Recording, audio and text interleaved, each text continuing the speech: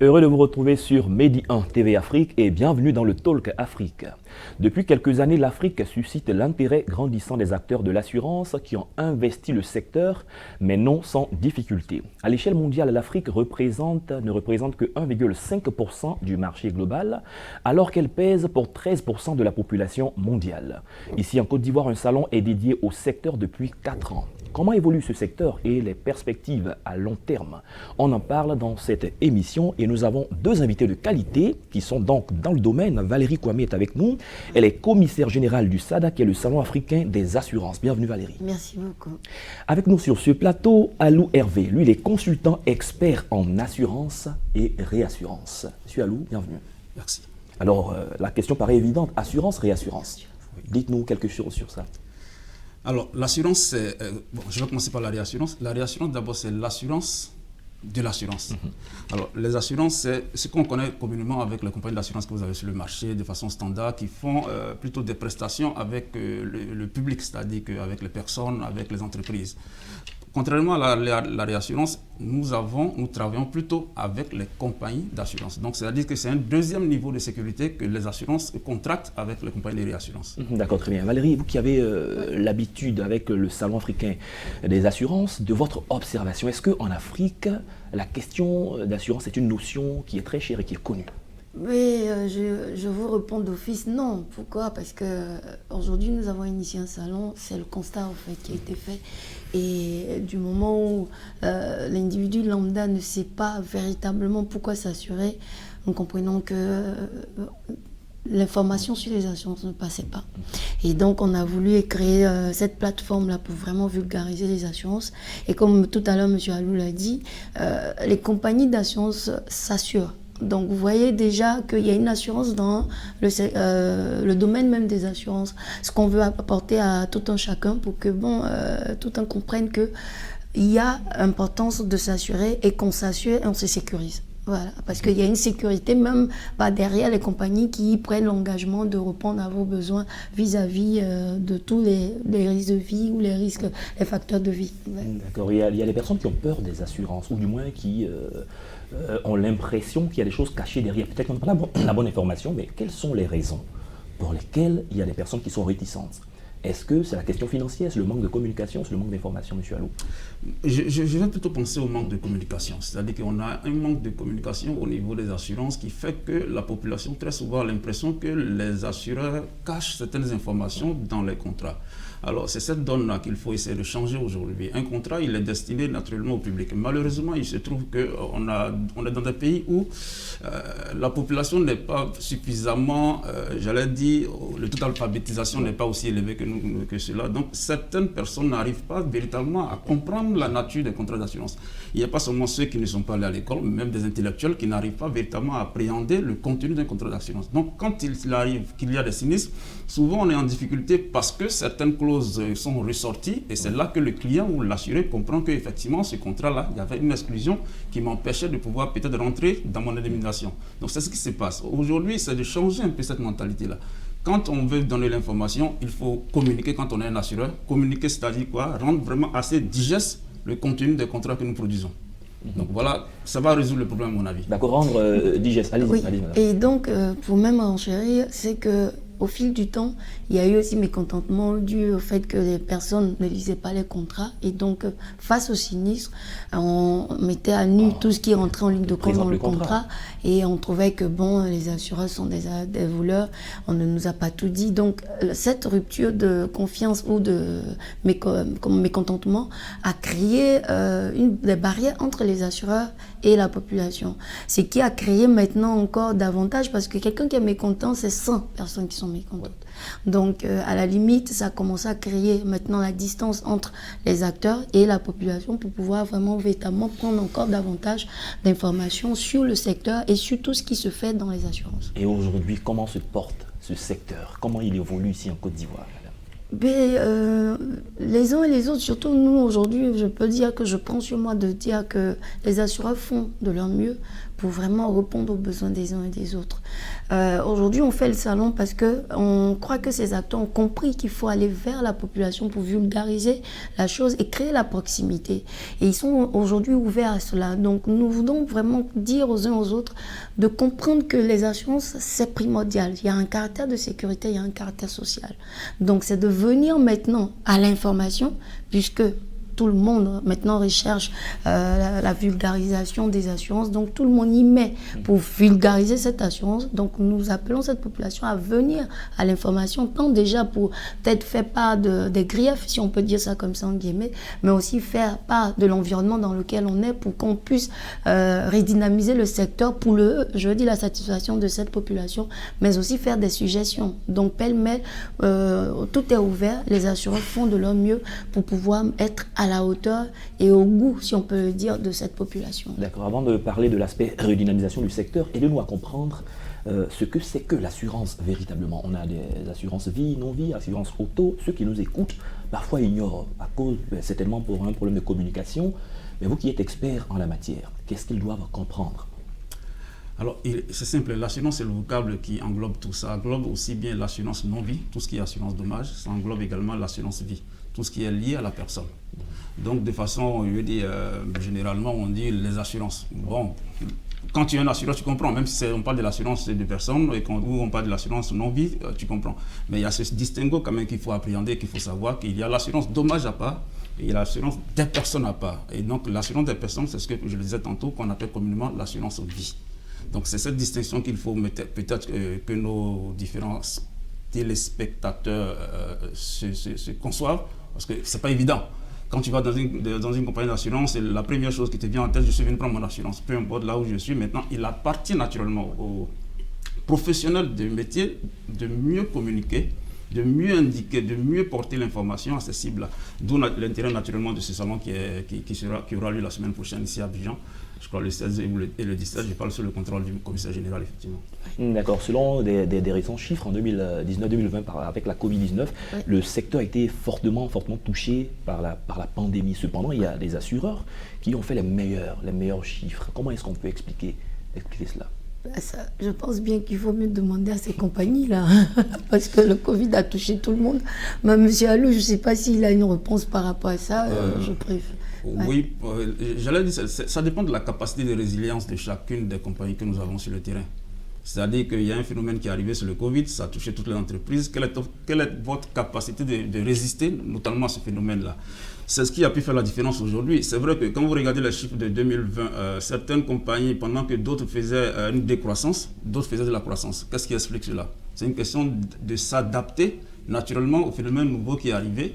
On parle de Covid. Alors, qu'est-ce que je fais pour pouvoir peut-être dominer le Covid pendant cette période-là? D'autres sont arrivés à le faire, d'autres malheureusement ne sont pas arrivés à le faire. Donc, pour moi, ça dépend de la capacité de résilience de tout un chacun. Alors, l'autre question, c'est de savoir pourquoi une montée en puissance de l'assurance vie en Afrique. Selon certains chiffres, il y a plus de 600 entreprises dans 54 pays. Moi, personnellement, je dirais que cette montée est due au fait qu'on lie maintenant des produits financiers à des produits d'assurance.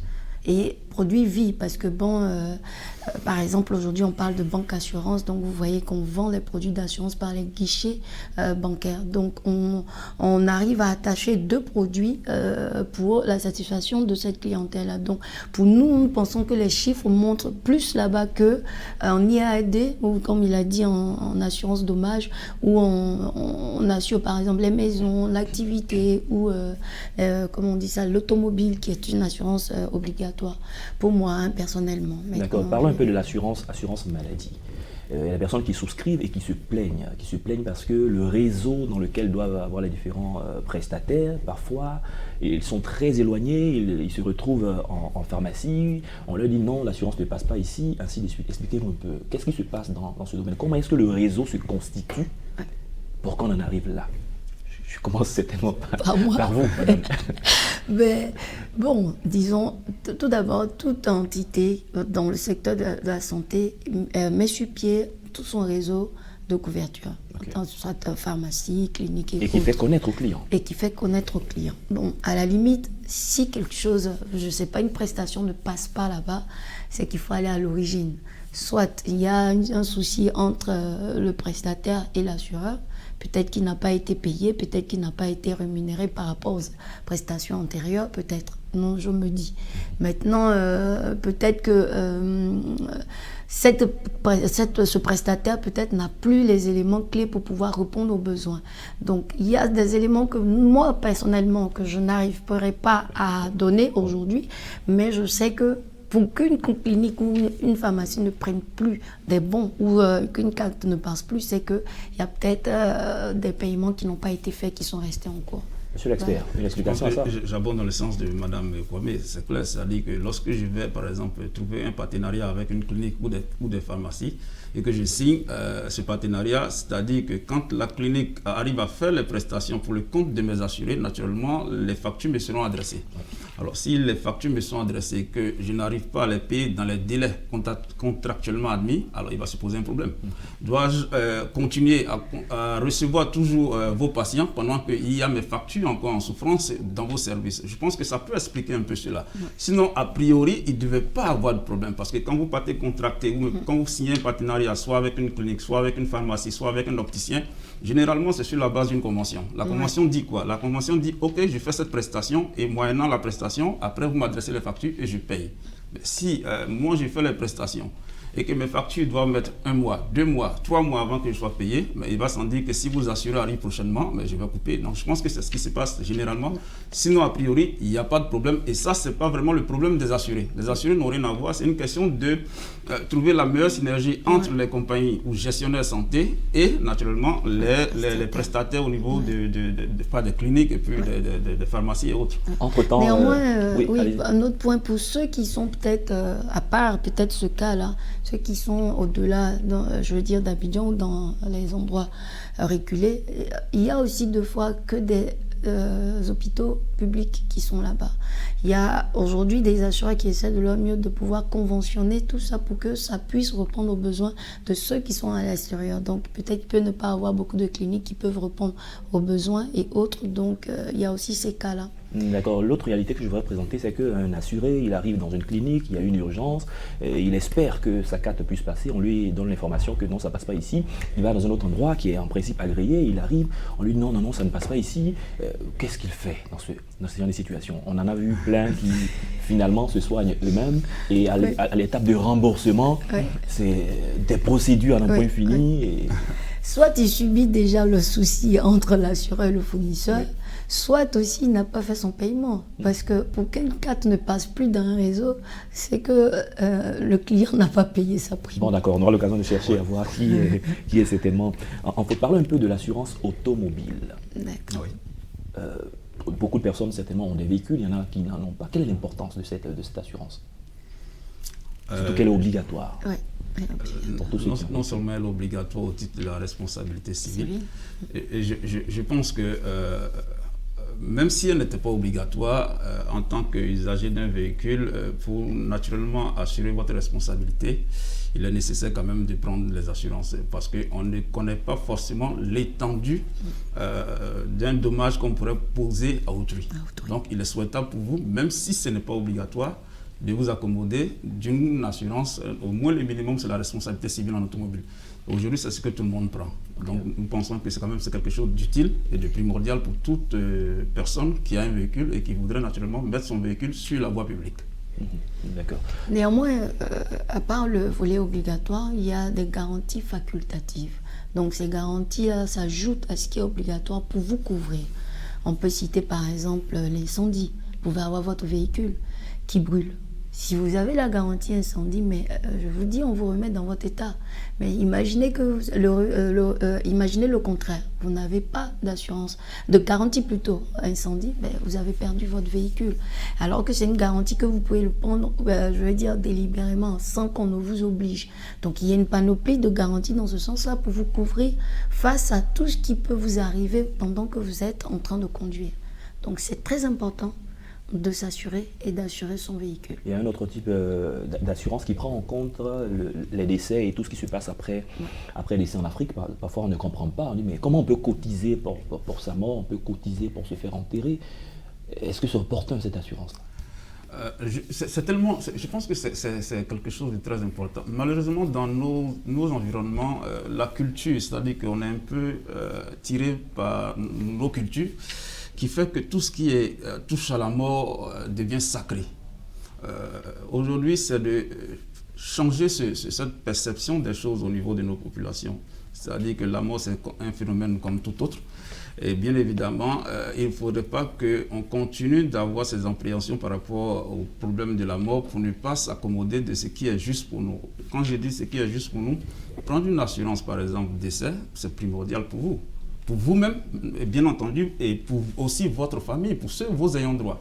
Donc, tant qu'on n'arrive pas à régler ce problème culturel-là, bon, l'assurance décès aura quand même quelques difficultés à pouvoir prospérer. Aujourd'hui, ce qu'on peut constater au niveau de l'assurance décès, c'est quand quelqu'un, par exemple, il va dans une banque, il a besoin d'un prêt, il est coincé, il est obligé de prendre l'assurance décès pour couvrir son décès. Mais quand librement, on lui demande de prendre une assurance décès, il arrive que une bonne partie de la population ne souhaite pas véritablement y aller. Et le problème, moi je le dis, c'est un problème culturel. Donc on a un problème d'information, un problème de communication qu'il faut peut-être mettre en avant pour essayer de sortir, n'est-ce pas, dans la tête de ces différentes personnes-là, l'idée que l'assurance décès, c'est quelque chose de prémonitoire par rapport à son décès. Non, mais ce n'est pas ça le cas. Et même au-delà, parce que ça, c'est encore des produits liés à la personne, mais il y a des produits liés même à tous ceux qui sont autour de nous. Nous savons que, comme il a dit, tout ce qui est mort est sacré, funérailles est sacré en Afrique, mais nous tous, nous savons que les uns et les autres ont besoin d'enterrer le père ou la mère avec honneur.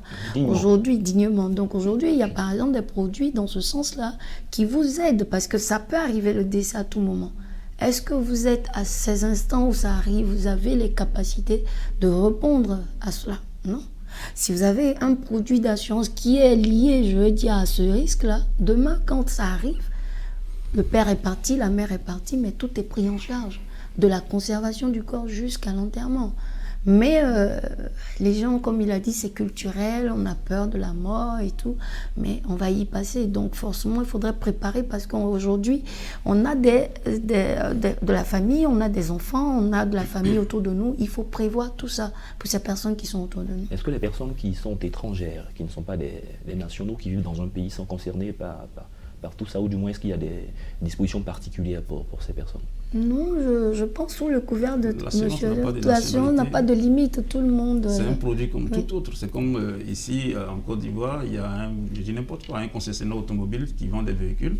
Que tu sois ivoirien, que tu sois étranger, tout le monde peut venir acheter un véhicule. C'est la même chose au niveau des assurances. Ouais. D'accord, parlons maintenant de l'organisation de votre secteur. Oui. Est-ce que vous êtes suffisamment bien organisé? Les opérateurs véreux, est-ce qu'il y en a ici en Côte d'Ivoire? Parce que la Conférence internationale des marchés et d'assurance a mené des répressions contre les opérateurs véreux, de façon générale. Mais en Côte d'Ivoire, quelle est la réalité? Il y en a, les véreux, il y en a et il y en aura toujours. Mais M. Alou, je pense déjà une réponse, le temps qu'il réponde, et je donnerai ma part. Le secteur des assurances est un secteur quand même fortement structuré, c'est-à-dire, il faut le dire, hein, c'est-à-dire à l'instar des autres pays de la CIMA, vous avez parlé de la CIMA tout à l'heure, au niveau de la Côte d'Ivoire, la réglementation qui s'applique, c'est une réglementation commune-là, qui appartient aux 14 pays, c'est la réglementation CIMA. Et ici en Côte d'Ivoire, c'est l'organe central de la direction des assurances, naturellement qui est sous tutelle du Trésor public ici, qui est chargé, entre autres attributions, de suivre de la surveillance, notamment de ces aspects des assurances en Côte d'Ivoire. Il faut le dire, comme je le disais tantôt, c'est un secteur fortement structuré, à l'instar des banques. Vraiment, la réglementation est là. Mais bien entendu, on peut structurer un secteur et puis, bon, voilà, dans le secteur, il peut y avoir toujours des acteurs véreux. Et c'est pour cela qu'il y a le contrôle de la direction des assurances pour identifier un peu ceux qui ne marchent pas dans la ligne de conduite naturellement édictée par la CIMA pour les sortir du jeu. C'est ceux-là naturellement qui souvent essaient de ternir un peu l'image de toute la corporation. Donc on est un peu rassuré par rapport au fait que c'est un secteur fortement structuré. fortement contrôlé, et tout ce qui est véreux, naturellement, à terme, finira par sortir. Ouais. Et donc, pour encore ajouter, aujourd'hui, nous avons initié le salon. Pourquoi ? Pour pousser les uns et les autres à venir connaître le secteur, à connaître les différents acteurs qui interagissent dans ce secteur, pour que demain, face à quelqu'un qui vous dit « je fais de l'assurance », vous vous méfiez parce que vous avez une idée de ceux qui interagissent dans ce secteur-là. Vous avez une idée des organes régulateurs, vous avez une idée de ce qui se passe dans ce secteur. Donc, on est ouvert, le salon, comme je le dis, je le répète. L'objectif aujourd'hui, c'est de mettre à nu tout ce qui concerne les assurances pour que les uns et les autres sachent leurs droits et devoirs vis-à-vis des assureurs, vis-à-vis aussi de ce que nous-mêmes, on voudrait bien avoir auprès des assureurs, mais être rassurés que ce secteur est déjà assuré et fortement, comme vous l'avez dit, fortement régulé. Est-ce que vous êtes satisfait du positionnement de ce secteur en Côte d'Ivoire par rapport à la sous-région, quant à son organisation, quant à ses perspectives, quant à son actualité ?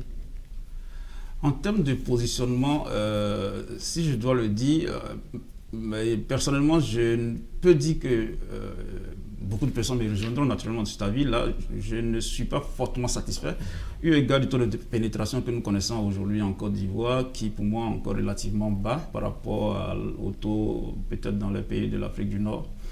Je crois en Côte d'Ivoire, si j'ai bonne souvenance, on est autour d'un taux de pénétration de 2%. 2%, ouais. Vous allez retrouver dans un pays comme le Maroc, aujourd'hui ils sont à 4%. C'est vrai que ce n'est pas les mêmes économies, mais on ne va pas... si d'autres peuvent arriver à atteindre ce taux de pénétration, je pense qu'on peut aussi arriver à le faire. On a tout pour le faire, on a toutes les structures qui peuvent nous amener à pouvoir atteindre ce taux de pénétration. Donc il y a du travail à faire. Il y a du travail à faire. Je pense qu'au niveau du régulateur, ce travail a été très tôt compris. Donc on est en train d'assainir au fur et à mesure la corporation. En sortant du milieu, les acteurs qui ne sont pas véritablement aussi, j'allais dire, solides ou sérieux que ça, en faisant comprendre au marché l'intérêt notamment des assurances, d'où je le reviens encore sur le salon que nous organisons le 16 et 17 prochain, pour faire comprendre à tout le monde qu'aujourd'hui, il y a quelque chose d'essentiel et il faut que ce taux de pénétration, on arrive à le porter à un minimum, je pense, égal aux pays de l'Afrique du Nord. Et on a tout pour le faire. Ouais. Vulgariser l'assurance, ce n'est pas quelque chose d'aussi compliqué. Aujourd'hui, on parle d'assurance inclusive, c'est-à-dire que jusque-là, vous avez dit qu'on a pensé que les assurances appartenaient à une classe sociale de personnes, mais aujourd'hui, quand on parle d'assurance inclusive, c'est d'arriver à pouvoir intégrer tout le monde dans le jeu des assurances. Même les plus petits paysans, il faut qu'on lui trouve un produit ou qu'on lui trouve quelque chose qui puisse lui permettre de pouvoir s'accommoder d'une assurance. Donc, si on arrive à vraiment créer cette inclusion là au niveau des assurances, vous allez voir que le taux de pénétration va naturellement s'améliorer tout seul. Et c'est notre bataille parce qu'aujourd'hui, nous savons que déjà il y a eu rupture, il y a méconnaissance, il y a mécontentement, donc il faille refaire l'image des assurances dans l'esprit de la population, mais créer cette proximité-là pour que la vulgarisation aussi puisse passer, pour que la communication puisse passer, d'où je veux dire le salon. Et on exhorte les uns et les autres véritablement, tant les acteurs que la population, à se mettre ensemble pour vraiment faire le nécessaire pour impulser le taux, comme il a dit, jusqu'au taux des pays du Maghreb. D'accord, nous sommes en train d'aller vers la fin de l'émission, nous sommes à moins de 2 minutes de la fin de cette émission. Parlons des nombreux documents que les assurés remplissent avec le contrat, tout et tout. Quelle en est l'importance, Monsieur Badou? Je pense que quand vous rentrez dans une relation contractuelle, il faudrait que les choses soient clairement définies à la base. Donc il faut que désormais les assurés regardent bien ce qu'ils Non seulement ça, et ce que je disais en début d'émission, il faudrait aussi que les assureurs arrivent à rendre beaucoup plus digeste les documents qu'ils produisent. C'est-à-dire qu'on n'est pas forcément obligé de reprendre un peu ce que nos parents avaient repris dans les années 75 au niveau des assurances. Aujourd'hui, avec la nouvelle dynamique, la nouvelle compréhension des choses, on peut arriver à rendre plus digeste, naturellement, les contrats que nous produisons et que nous donnons à nos assurés. Donc, je pense que c'est quelque chose qui ne se fait pas du jour au lendemain. On a constaté une évolution quand même depuis quelques années. De plus en plus, les assureurs essaient de rendre les polices d'assurance assez digestes, c'est-à-dire que vous allez voir une feuille, 2 feuilles, vraiment pour permettre aux partenaires ou à l'assuré d'être assez à l'aise pour la lecture. Quand on vous produit un contrat d'assurance avec un petit caractère sur un certain nombre de feuilles, vous avez beau être intellectuel, vous avez de la paresse à lire. Donc, qu'est-ce qu'on fait? On essaie de vous faciliter aujourd'hui la tâche. Je pense que les compagnies d'assurance ont compris cela et donc facilitent aujourd'hui la compréhension des contrats d'assurance pour les différents assurés qu'ils ont. Toutes sortes de revenus, on peut avoir une assurance. Oui. Et là maintenant, comme le thème du salon le dit, digitalisation des assurances au profit de la population, nous croyons qu'en plus de cela, tout ce qui est du domaine digital pourra encore renforcer, je veux dire, la redynamisation de ce secteur-là, vraiment dématérialiser tout ce qui rentre en ligne de compte en termes de procédures et autres, pour vraiment permettre aux uns aux autres de comprendre les choses facilement et d'accéder facilement aux produits d'assurance. D'accord, certains pensent que ce qu'on dit est très loin parfois de la réalité. Si vous avez des conseils à donner aux assurés quant à la façon donc de se comporter avec les assureurs, qu'est-ce que vous direz? Ça sera le mot de fin. C'est d'être assez clair quand vous partez voir votre assureur ou votre conseil, ça peut être le courtier, lui donner clairement votre besoin, identifier votre besoin, parce que quand vous êtes flou vous-même dans votre besoin, naturellement, la réponse qui est apportée peut vous sembler aussi floue. Donc si vous êtes assez clair dans le besoin et que votre besoin est clairement exprimé, je pense que soit le conseil que vous avez qui est le courtier ou la compagnie d'assurance où vous êtes allé va vous donner ce qui vous convient de façon claire. Donc c'est le conseil que j'ai à donner aux différents assurés qui vont prendre contact avec soit les compagnies d'assurance ou les compagnies de courtage d'assurance. Quant à vous, les conseils à vos collègues assureurs? Vraiment de chercher à s'ouvrir un peu davantage à cette population qui quand même a assez de besoins, de se rapprocher de cette population-là pour essayer d'étudier l'environnement pour vraiment créer des produits adaptés à la bourse des uns et des autres, de vraiment pousser cette population-là à vraiment se sentir roi auprès des assureurs parce que bon, il y a vraiment rupture et puis mécontentement. D'accord. On a coutume de dire que le client est roi et chez les assureurs également, le client il est roi. Il est roi. Le client restera roi. Il restera toujours roi. Merci Valérie Kwame, commissaire générale beaucoup. du SADA, Salon africain des assurances. Merci d'être passé sur notre plateau. Merci. Merci également à M. Alou Hervé, consultant expert en assurance et réassurance. Merci pour votre contribution. Merci à vous. C'est la fin de cette émission. Merci à tous de l'avoir suivi. Excellente suite de nos programmes sur Médian TV Afrique.